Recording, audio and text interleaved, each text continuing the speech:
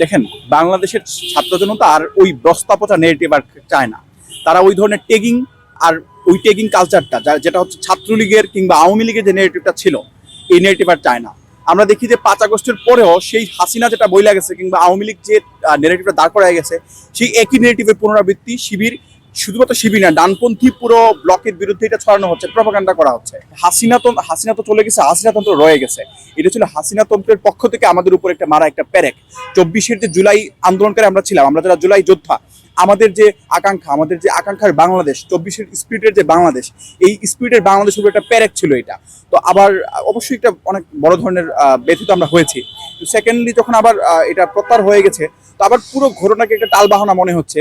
মূলত আমার কাছে যেটা মনে হচ্ছে, বাংলাদেশের মানুষকে, ঢাকা বিশ্ববিদ্যালয়ের শিক্ষার্থীকে একটা ট্র্যাপের মধ্যে ফেলে দেওয়া হচ্ছে এবং তাদেরকে বারবার এখানে উস্কানি দেওয়া হচ্ছে যাতে ট্র্যাপে পা দেয়। কিন্তু আমরা ঢাকা বিশ্ববিদ্যালয়ের শিক্ষার্থীরা আমরা অনেক বেশি সচেতন, এবং আমার বিশ্ববিদ্যালয়ের শিক্ষার্থীরা তারা কখনোই এইরকম ফাঁদে কিংবা ট্র্যাপে পা দিবে না। তারা যথেষ্ট সচেতন এই ব্যাপারে, এবং সকল ধরনের ট্র্যাপ ফাঁদ তারা এড়িয়ে চলবে।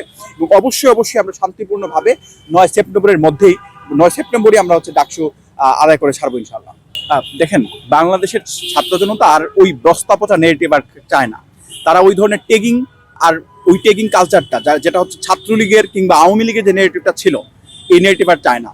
আমরা দেখি যে 5 আগস্টের পরেও সেই হাসিনা যেটা বইলা গেছে কিংবা আওয়ামী লীগ যে নেগেটিভটা দাঁড় করায় গেছে, সেই একই নেগেটিভের পুনরাবৃত্তি শিবির, শুধুমাত্র শিবির না, ডানপন্থী পুরো ব্লকের বিরুদ্ধে এটা ছড়ানো হচ্ছে, প্রপাগান্ডা করা হচ্ছে।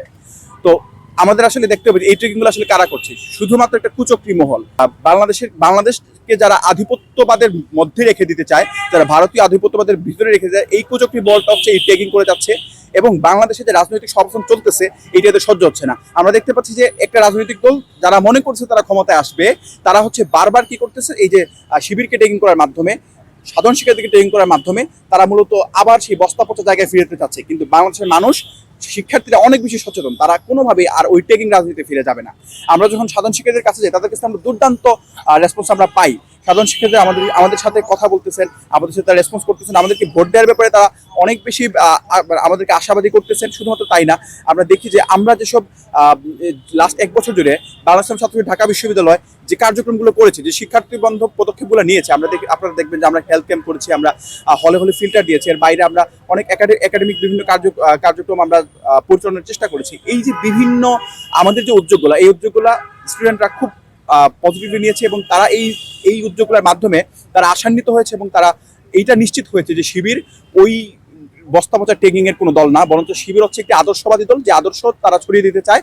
তারা একটি শিক্ষার্থী বান্ধব ক্যাম্পাস চায়, যারা যে ক্যাম্পাসটা শুধুমাত্র রাজনীতি করবে না, বরঞ্চ ইন্টেলেকচুয়ালি, সাংস্কৃতিকভাবে, বুদ্ধিভিত্তিকভাবে শুধুমাত্র বাংলাদেশে না, পুরো পৃথিবীতে রাজ করবে।